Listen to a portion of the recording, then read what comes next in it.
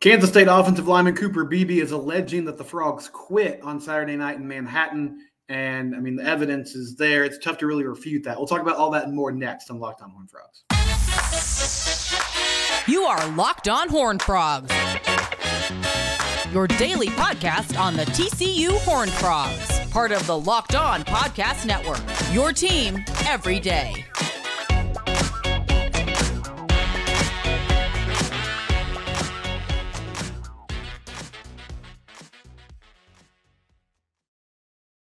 Locked On Horned Frogs, your team every day. I'm your host, Steven Simcox. Please subscribe to the YouTube channel. You can also find us wherever you get podcasts, Apple Podcasts, Spotify, all those great places, Stitcher, all the audio forms. You can find us there. Thank you for the support of the show. I also want to briefly say, and I'll get to the content as soon as I can here, but if you didn't see this on Twitter, the reason I was out yesterday, my 2-year-old Sawyer, he's been dealing with RSV this week, and his breathing got pretty bad. And so we were actually in the hospital for a couple of days with him.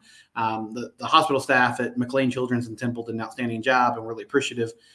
He's recovered and he's back home. And so we're thankful for that. And a lot of you reached out and gave well wishes or said you were praying for him. And thank you so much for doing that. But that's why I was gone on Thursday, and he's bounced back nicely. And so we're really grateful and thankful that the Lord protected him and that he's doing well. But that's why I didn't have a show yesterday, if you're wondering where I was. But we're here today, and a lot of you have sent me this or you've talked about it on social media.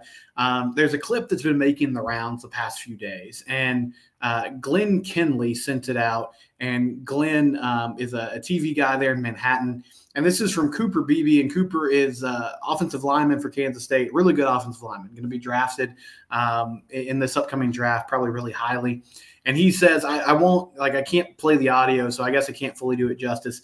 But there's no better feeling when you make a dude quit. And what he said before that was that during the game, you know, Kansas State's up 30 on TCU, and he looks over on the line, and the TCU defensive players are laughing and kind of joking around. And they were just sort of resigned to the fact that that game was over and they had lost. And he said, you know, we dominated. And basically, like, there's no better feeling than making a team quit. And listen, I mean, obviously that's usually concerning. I've said this before, like, I'm always careful to question effort just because I think, like, culture issues, effort, like, unless you're in the locker room every day, it's really tough to tell what exactly is going on. But I mean, I think it's really clear with this team that there have been certainly ups and downs, and that they haven't brought it every week. You know, Coach Dykes talked after the Colorado game about the fact that they weren't ready to play. And he said similar things, you know, after West Virginia, and they had that lull in the second half. They go and get blitzed by Iowa State, and they really rebounded nicely against BYU. You know, I thought that was their best effort of the year. They played well. But then you get this allegation, I guess if you want to call it that they were essentially just laughing and joking around and having a good time, down 30 points. And, like, there's no way around it. It's a bad look. It's unacceptable. And I think it speaks to where the mentality of this team is right now. Like, if you can't get up for a game, I don't know how much the players hear this, but I know Kansas State fans have been talking noise about TCU for months. I mean, really since that Big 12 championship game, they formed this narrative in their head that somehow, like, oh, well, winning the Big 12 title was better or more valuable or more important than winning a playoff game. It's something that's gone around. I don't believe that, but that's just something that's been thrown around there. And obviously, like, they really enjoyed winning that conference title. TCU went 12-0. They couldn't get it done in that football game, which stinks. And Matt Jennings talked about it the other day. He was like, listen, Chris Klieman and that Kansas State coaching staff, they have, like, dominated TCU. And specifically in the 3 matchups with Sonny Dykes, like, the Frogs won that first game. K-State had some injuries to their quarterback, but still TCU came back. They won big, you know, they ended up winning by double digits, I think. And then they lose in the Big 12 championship game, which it was a close game. And yeah, Kendre Miller was in the end zone. That was a horrible call. They came back. Max Duggan showed great effort and great heart in the second half of that game. But Kansas State also controlled a lot of that football game. And it felt like it was a game that TCU should have won, and they just couldn't find a way to get it done. And then you play them in Manhattan. You're coming off a nice win. You have a chance to make a statement against a good team, and you just completely lay an egg. I mean, defensively, they were horrible. Offensively, they couldn't get anything going. And then they just stopped giving effort and they quit. And I don't really understand. I gave so much praise last season to Coach Kazgazadi, the strength and conditioning coach, who I know has a huge impact on kind of like the mentality of the team and is supposed to be the guy that sort of handles a lot of the discipline and, gives motivational speeches and kind of energizes this group. Hasn't been there this year. And I don't know what that disconnect is. Sonny Dykes, like he seemed to have a good handle. Like he's obviously more of a even-keeled guy where he's not going to just yell and scream. He can do that. It seems like he does a lot of that to the officials lately. But for the most part, he's pretty calm and pretty cool. And the team sort of last season, it seemed like they took on his personality of, we're going to play with fire. We're going to play with intensity, but at the same time, nothing's really going to rattle us. Like no matter the score, no matter the situation, we have a confidence that we can go get it done. And this year's group just hasn't exhibited that. And like, that's the biggest glaring issue for me. It's one thing to get beat, and they have a few losses this year where it's like the Kansas State game from start to finish was just bad. But they could have played better than that. Like if you go lose on the road in Manhattan, that's not horrible in itself. Getting beat by 38 points and the score not even really being that close, that's bad. Losing games to Colorado and West Virginia and Iowa State when you feel like on paper you're the more talented team, especially against Colorado, you should have been the more organized team because they had so much roster turnover and so many transfers. You should have the upper hand, and they couldn't do it. And there's been this question all year about, like, how are you lacking motivation? You're coming off an appearance in the national title game. And I know it's a much different roster, and every team is its own sort of animal as far as, like, the personalities involved and the strengths and weaknesses. But you're coming off a national championship appearance. You put out an amazing show in year one. And now, like, you bring in a pretty heralded transfer class. You're bringing a lot of talented freshmen. And it's just not clicking. It's not working. And so we'll see what happens over the next 4 weeks. But the performance they put together against Kansas State doesn't give you a lot of hope that they're going to get off the mat and get it done against Texas Tech and Baylor, which is their best hope to make a bowl game and kind of continue, momentum, get to the postseason, all those different things. And so those are important football games that are coming up. And I hope they respond well. And, typically I would hear something like this, and I wouldn't be skeptical about it, but I'd just sort of be like, okay, opposing player says this, we'll take it with a grain of salt. But the evidence is clear that there's something going on with this team beyond just X's and O's and executing plays, right? Like, the defense, I thought, had a good first 5-6 weeks of the season. After the Colorado game, they just completely implode against Kansas State. And you look at Kansas State, Kansas State's kind of going through a similar process. They lost a lot of talent at the skill positions. Now, the thing that is different that I think has helped them a lot, they returned all their offensive linemen. Like, they're pretty much the same up front. And that's been the biggest glaring weakness for TCU on both sides of the ball. They're just not good enough up front.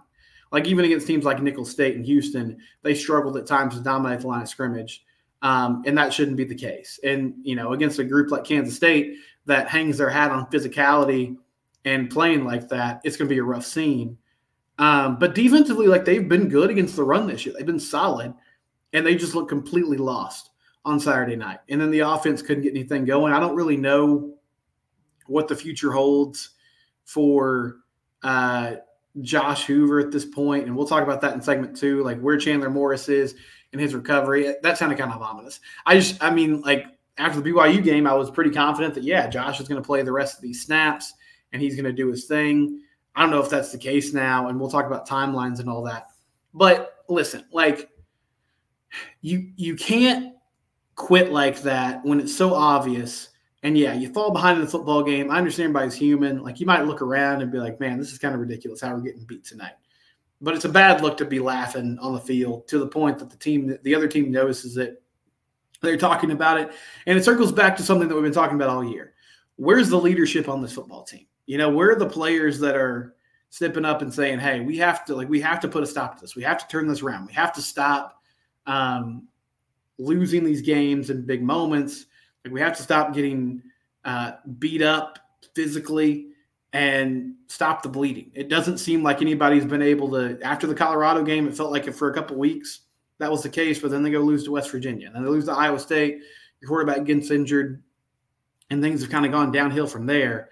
But where is the leadership of this football team that is trying to, right the ship? I don't see it from the players, and the coaching staff seems to have lost some of the messaging here. And so, that's not good as we come to the end of a bye week and they get ready to turn around and play Texas Tech on a Thursday night. When we come back, we'll give some injury updates, and then we'll get back to some of your reaction to our show with Matt Jennings earlier this week. This is Locked on Horned Frogs. It's your team every day.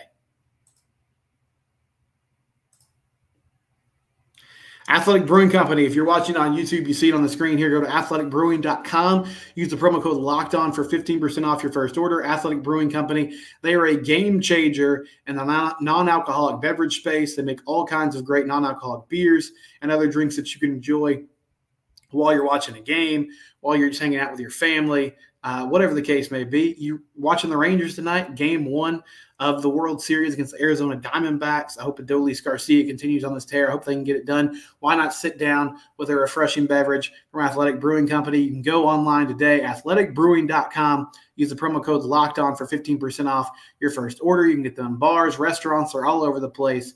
They are a true game changer in this world. Athletic Brewing, no hangovers, no regrets, just good tasting non-alcoholic beer. athleticbrewing.com. Again, that promo code is LOCKEDON, and you can get 15% off your first order. And the prices are really reasonable. So that 15% off makes a huge difference in your first order. Athletic Brewing Company, we thank them for being a sponsor here of the Locked On Network. Also, we'll talk here about Gametime, the Gametime app. Told you about it before. One thing I love about the Gametime app and Gametime in general, you can download that app. You can look and immediately find deals. Okay, where's the best deals for games in my area, TCU football games, all those types of things. And it gives you a picture of where you're going to sit. So if you're looking for, all right, this Texas game, what kind of seats can I find? It shows you exactly where you are in the Carter, what the price is. The tickets go immediately to your phone. And so you don't have to worry about where do they go? Are they in my wallet? Are they in my email? It just goes straight to your phone. You got the mobile tickets there. You take it to the gate. They scan it. They have last-minute ticket deals. So if you don't get, if you're not always super on top of things and super prepared, don't worry. You can find ticket deals at the last minute on Gametime. Again, download their app today and use the promo code LOCKEDONCollege for $20 off. Again, that's LOCKEDONCollege. Get $20 off your first order via the Gametime app. Last-minute deals, great prices, and they'll show you exactly where you sit. Gametime, another sponsor here of the Locked On Network. So I've been kind of out of it, and I typically don't like this information from Jeremy Clark of 247 Sports on Horned Frog Blitz. I'm not sure if Sonny had media availability yesterday. Like I said, I've been sort of out of it this week with my son being sick. But there were some injury updates that were given. Johnny Hodges on his status, I think we'll see. I think he's going to have a chance against Texas Tech. I would say he's 50-50. I feel like Shad Banks has done a good job of filling in for Johnny, and I know a lot of people were sort of like, yeah, he's the clear starter. I'd agree with that, but I think getting Johnny Hodges back would be significant because it's another experienced guy, knows the system, especially in run situations and short yardage situations. Having another inside linebacker that can come up to the line, be physical, create havoc at the point of attack, make tackles is a big deal. And just having someone else out there who has a great feel for what's going on and understands the defense could be big. So Johnny, expect to be back on or 50-50 is what Sonny Dykes said. His status potentially for the Texas Tech game on Thursday. And then the latest on Chandler Morris,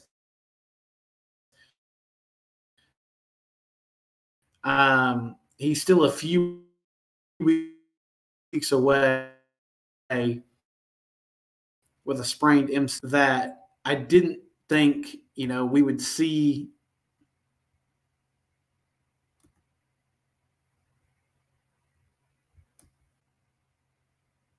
With Chandler Morris, I don't have a great feel for how they're going to handle this. I said, after that BYU game, I was like, I feel like Josh Hoover's your guy moving forward, right? Like it would seem like that would be the case, that he would step up and be the player that steps in for Chandler Morris because he's still dealing with injuries. There's no sense in rushing him back. But then he had a rough performance against Kansas State. I'm not ready to say he can't be a starter. I think there were a lot of factors in that game, and I mentioned this before, but the biggest one probably being that you fell behind 14-0 early in that football game. Your defense looks totally lost. And so suddenly there's a lot of pressure on your offense to go score every single drive because it doesn't look like your defense can get any stops. And so that made a big difference. But we'll see just how they approach it. I don't know. I mean, I think there's some value in maybe getting Chandler some more reps this year. And if it comes down to it and you got 5 wins and you're playing Baylor, you're playing Oklahoma in the last game of the season, you're trying to get the postseason, then I feel like you got to give the nod to the person who gives you the best chance to win. And I'm not sure who that is at the moment. I mean, I like Josh a lot. I think he had a great performance. I know there's been a lot of kind of rumors and subtle comments about, the team and Chandler and how they respond to him. And I get that, but I also watch what they did against Kansas State on the road, and it feels like maybe there's bigger issues than just the quarterback position. Not saying that wasn't an issue because Chandler played really poorly in his last 2 games. But I feel like if you're just pinning all of the problems on his feet, then it was pretty clear in that ball game that there were more things at play that were going on that were not clicking beyond just, the guy leading the offense. So we'll see how they go. But that's your injury update. I mean, other than that, the team's been pretty healthy. They've honestly stayed relatively healthy this year. And that's another reason why the season's been so frustrating is there hasn't been a lot of bad luck that you can point to and say, oh, well, they just lost player XYZ and that's why they couldn't turn it around. There's just been a mountain of things that have gone wrong for this team. A couple reactions and questions from our last episode. One listener said, I would be okay with any defensive coordinator on earth as long as they run a 3-3-5. As far as the OC goes, this is embarrassing. This is the most talented wide receiver room TCU has ever had. There's no excuse for performances like this. Yeah, on the defensive coordinator front, I mean, I've had my frustrations with 3-3-5 too. I don't think having 4 down linemen is just like a magical way to get better on defense, but it doesn't seem like they have the personnel at this time to run this type of defense. Or if you're going to run it, you need to be more aggressive and bring more blitzes and bring guys from different angles and force pressure on the quarterback because they're not getting pressure with the 3-man front. And yeah, the receiver room, I mean, I think it's talented too. Those guys have been kind of banged up and injured at times. And I don't feel like all of them have really lived up to what I thought they could be going into the season.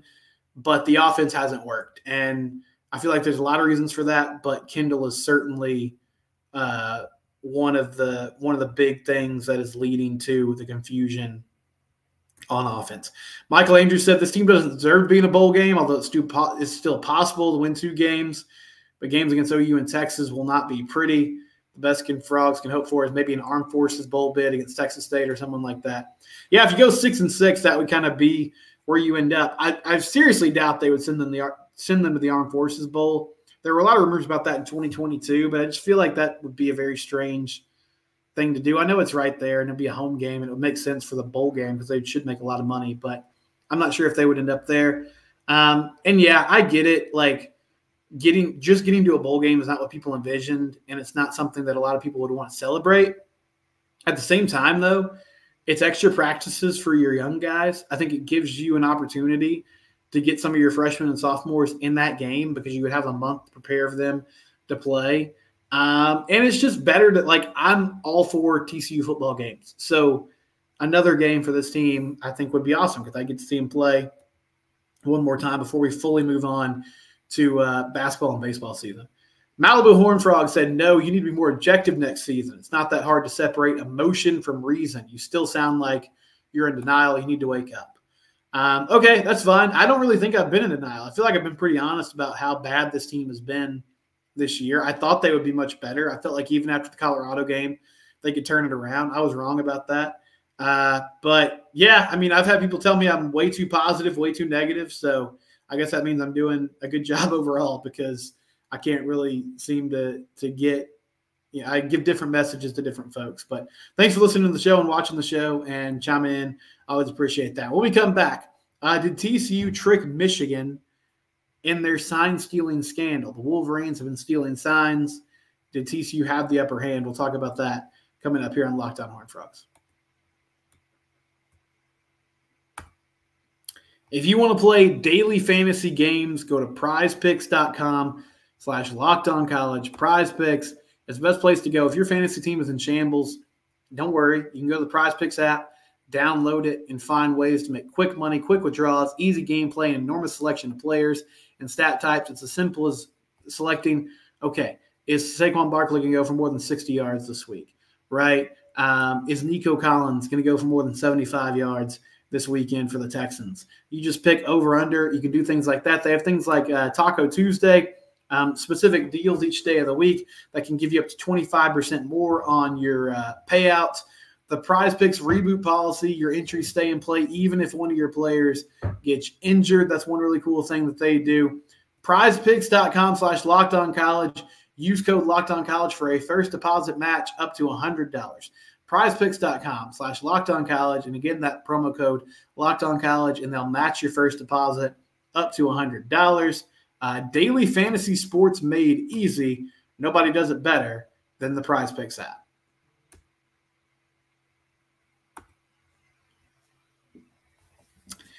So Ross Dellinger wrote a story yesterday. If you haven't been following, Michigan is in the middle of some trouble right now. So the NCAA is investigating them on stealing signs illegally. One of their staff members, Connor Stallions, he's essentially a grad assistant, like a lower level support staff member.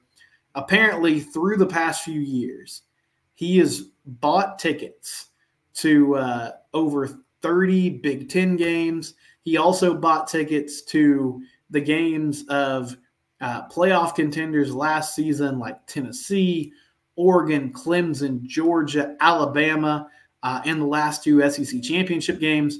And he's been at these games, or he's had someone else at these games, and he's been filming the opposing team's sidelines. And apparently getting, jotting down what their signs are, and then he'll stand next to the defensive coordinator or next to Jim Harbaugh, even in some instances, during games, and is watching the opposing teams and their signs and then giving those signs to the Michigan coaching staff, which is not legal. It's not legal to use electronic devices like that. Obviously, anybody can buy a ticket to a football game, but it's not legal to use electronic devices to record and steal signs like he was allegedly doing. And so before the college football playoff game, Ross Dellinger says that multiple coaching staffs called TCU. According to a TCU staffer, multiple coaching staffs called the Frogs and gave them a heads up on what was going on. They were like, hey, Michigan's stealing signs. They probably have your signs. Now, TCU has said that they don't have any evidence that Stallions, a Michigan staffer, bought tickets to any TCU games, at least any TCU home games last year. Now, we could have possibly bought some tickets to road game or the Big 12 championship game. Nothing's been reported yet, but that's possible. But multiple coaching staffs are like, you have to be ready for this. And so TCU did something really smart. They mixed in new play calls with old ones, and they had one staff member using dummy signals in an effort to trick the Michigan staff. The dummy signals were old play calls that had since been changed. Players were told to ignore the dummy signals and run the original play as called with the new signals. So they had one person that was actually signaling in the play calls and someone else who was signaling in the fake calls. And apparently it tricked the Michigan coaching staff up. Obviously, they went on to win that game and had a lot of success on offense. The coaching staff did say, though, they watched the TV broadcast, and you can see Stallions standing next to the Michigan coaching staff and trying to decode these signals. One TCU coach said, literally everybody we talked to knew about this. They'd say, just so you know, they steal your signals and they're going to have everything, so you better change that. One coach told the staff that Michigan has the most elaborate signal stealing in the history of the world. So TCU changed some of those signals, and they purposely used this other person as, someone who would signal in dummy signals to try to trip them up. A TCU staffer said Stalions was wrong a couple of times. We rewatched the TV version of the game. You can see him standing next to the defense coordinator. He tells something to the coordinator, and he points in the air to mean pass. You see the play sheet he's holding with our hand signs on them. But they also said they still got them sometimes, like Michigan was still able to decode some of these signals, especially on short yardage plays. Signal stealing is not against NCAA rules, but coaches or staff members are not allowed to scout upcoming games of opponents in person with, electronic devices like Michigan was doing. This is really smart. It's really funny that TCU was ahead of the game on this. Thank goodness for these other coaching staffs in the Big Ten who gave them a heads up. And some people have pointed this out. Like, part of this, too, is that TCU had time with the long layoff before the college football playoff game. They had the ability to do this, to put a plan in place that would make sense. But really innovative and great job of the TCU coaching staff finding a way to, stay ahead of this and trick a team and a coaching staff that was really hurting people across the country. I don't know what's going to happen with this Michigan scandal. I don't know how they're going to get punished. But it's fascinating to watch, and it appears that maybe they didn't have the best read on what TCU was doing. So credit to Sonny Dykes and his coaching staff for finding a way to get the Michigan coaching staff off balance. This has been Locked On Horned Frogs. I'll talk to you Monday. It's your team every day.